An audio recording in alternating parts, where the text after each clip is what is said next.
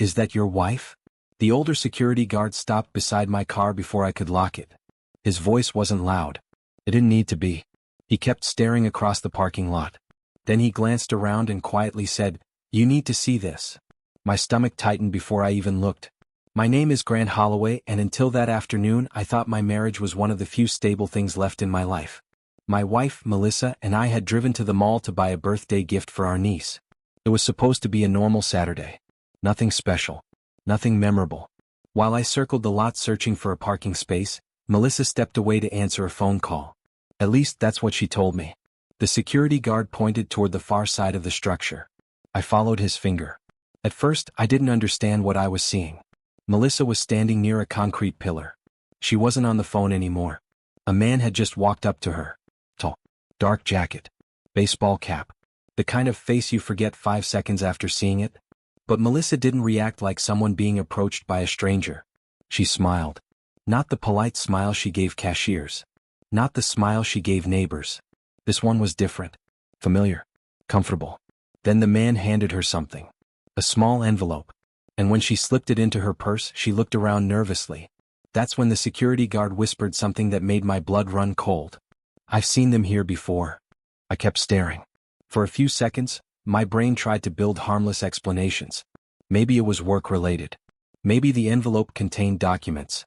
Maybe there was some perfectly normal reason my wife was meeting a man in a parking garage while telling me she was on a phone call. But deep down, something already felt wrong. The security guard folded his arms and watched quietly. "You know him?" he asked. I shook my head. The man walked away first. Melissa waited almost a full minute before heading toward the mall entrance. Like they were making sure nobody connected them. My chest felt tight. "Are you sure you've seen them before?" I asked. The guard nodded. "A few times over the last couple months." "A few months? Not once. Not twice. Months." I thanked him and forced myself to walk toward the entrance. Every step felt strange. Like I was moving through water. When I finally found Melissa inside a department store, she was smiling at a display of handbags. Completely relaxed. Completely normal. "Everything okay?" she asked. I studied her face. Nothing looked different. No guilt. No panic. Nothing. "Yeah," I said. "Who called?" She didn't hesitate. "Just my sister." The answer came too fast. Too smooth. That night I barely slept. Melissa fell asleep beside me within minutes. I lay awake staring at the ceiling. Around 3 in the morning, I quietly opened our cell phone records online. I searched for her sister's number. The call wasn't there. Not even close. And the number she had spoken with showed up over and over again. For nearly 6 months. I didn't confront her. Not then. I wanted to. God, I wanted to. Instead, I closed the laptop and sat in the dark until sunrise. For the next week, I watched. Nothing obvious changed. Melissa still kissed me goodbye before work. Still asked what I wanted for dinner. Still laughed at the same TV shows. That was the part that messed with my head. How could someone act so normal?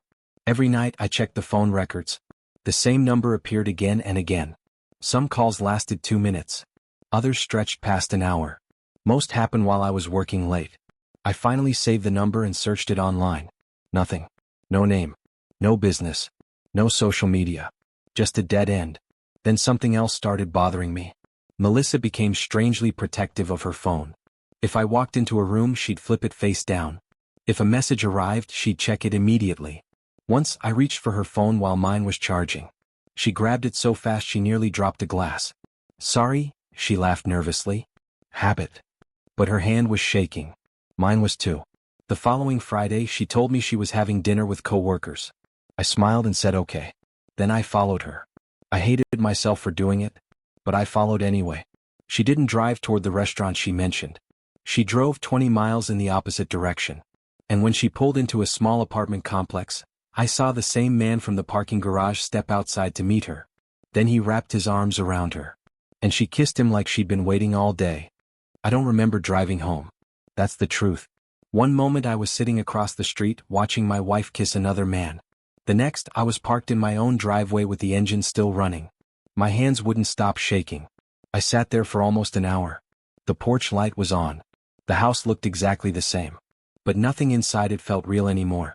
That night, Melissa came home around 10. She walked through the door carrying takeout containers. "Dinner with coworkers ran long," she said. Then she kissed my cheek. I almost flinched. Not because I was angry. Because I suddenly realized I didn't know who she was. I forced myself to smile. She chatted about work while unpacking food. I nodded when I was supposed to. Answered when necessary. Inside I felt hollow. Over the next 2 weeks, I gathered evidence. Photos. Dates. Call records. Locations. The more I found, the worse it became. The apartment wasn't new. She had been going there for months. The envelope from the mall wasn't random either. A private mailbox. Payments. Reservations. Hotel receipts. An entire hidden life. Then I found something that hurt more than the affair itself. A message. Not to him. To one of her friends. Read. Grant is so predictable. He'll never figure it out. I read it 3 times. Then a 4th. I didn't sleep that night. At dawn, exhausted and numb, I opened our financial accounts. And discovered she had been quietly moving money too. The money transfers changed everything. Up until that moment, I was dealing with heartbreak. Now I was dealing with deception on every level. The transfers weren't huge. A few hundred here. 1,000 there. Small enough to avoid attention. Large enough to add up. Over 18 months, nearly $60,000 had disappeared from our shared savings. I sat at my desk staring at the numbers. My coffee went cold. The sun came up.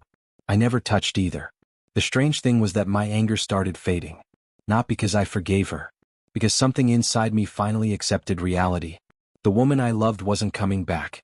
Maybe she had been gone for a long time. From that day forward, I stopped looking for explanations. I started preparing. Quietly. Patiently. I met with an attorney without telling anyone. Then a forensic accountant. Then another attorney recommended by a friend. Each meeting felt surreal. Like I was helping someone else destroy a marriage. At home I stayed calm. Melissa noticed the change. You seem happier lately, she said one evening. I almost laughed. Happier? Less stressed. I nodded and changed the subject. Meanwhile, every document was being copied. Every account was being reviewed. Every piece of evidence was being organized. Then one afternoon my attorney called. His voice sounded unusually serious. We found something. I leaned forward. What is it? There was a brief pause.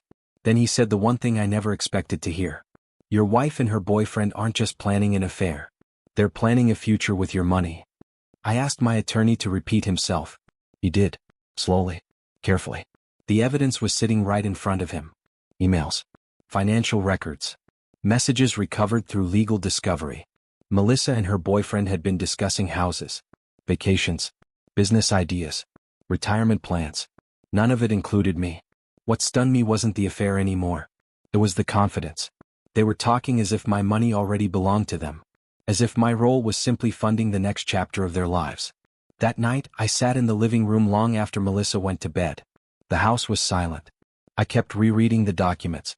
One message stood out. Her boyfriend wrote, "Once the divorce is done, we'll finally be free." Melissa replied, "Just be patient. I'm handling it." Handling it. Like I was paperwork. Like 12 years of marriage were an inconvenience. For the first time in months, I felt something stronger than sadness. Focus. The following weeks became a quiet chess match. Under my attorney's guidance, I separated assets legally, protected accounts, documented every transfer, preserved every message. Melissa noticed none of it. She was too busy planning a future she thought was guaranteed. Then my attorney scheduled a final meeting. Everything was ready. Every document, every photograph, every financial record, every lie. I expected relief. Instead, I felt strangely calm. Because the next move wasn't about exposing an affair. It was about exposing a fraud. And Melissa had no idea what was waiting for her 3 weeks later at a gathering she had spent months organizing. Melissa called it her Fresh Start Party. Officially, it was a charity fundraiser she had helped organize through work. Unofficially, it was supposed to introduce her boyfriend to a new circle of people once our divorce plans were set in motion. At least, that was what the messages suggested. Nearly 200 guests attended. Business owners, community leaders, co-workers, friends, people whose opinions mattered to her. I arrived exactly on time. When Melissa saw me walk into the ballroom, her smile vanished for half a second. Then it returned. Polished, controlled. "Grant," she said. "I didn't know you were coming." "Why wouldn't I?" She forced a laugh. Across the room, her boyfriend looked equally uncomfortable. 4 months, I'd been the only uncomfortable person in this story. The presentation began. Speeches. Introductions. Applause. Then came the moment my attorney and I had prepared. One of the event sponsors requested a brief announcement regarding financial transparency and charitable compliance. Perfectly normal. At least that's what everyone thought. Until documents appeared on the large projection screens. Bank transfers. Invoices. Account records. Dates. Names. Everything legally obtained. Everything verified. The room went silent. Melissa's face drained of color. Her boyfriend looked like he couldn't breathe. The whispers started immediately. Then questions. Then more questions. Within minutes, the event had completely unraveled. But the most satisfying moment wasn't the public exposure. It was watching Melissa realize something. She hadn't outsmarted me. She had underestimated me. And now she was about to discover how expensive that mistake would become. The divorce took almost a year. People imagine revenge as a single dramatic moment. It isn't. Most of the time it's paperwork, depositions, courtrooms. Long afternoons listening to lawyers discuss numbers that used to represent your life. The evidence held up. Every transfer. Every hidden payment. Every lie. When the process finally ended, Melissa walked away with far less than she expected. The future she had been planning never materialized. Her boyfriend disappeared before the divorce was even finalized. The man she'd risked everything for vanished the moment things became difficult. That part didn't make me happy. It just felt predictable. What surprised me was how little satisfaction I felt after winning. For months I had imagined reaching the finish line. I thought I'd feel triumphant. Instead I felt tired. Some scars don't disappear because a judge signs papers. A year later I visited the mall again. Same parking garage. Same concrete pillars. Same rows of cars. By pure coincidence I saw the older security guard who had approached me that day. He recognized me immediately. "Things work out?" he asked. I looked around for a moment. Then I nodded. "They did." He smiled. I thanked him for speaking up when he could have stayed silent. Then I walked away. Not because I had forgotten what happened. Not because the betrayal stopped hurting. But because carrying it forever would have meant letting it win. And I had already given it enough of my life.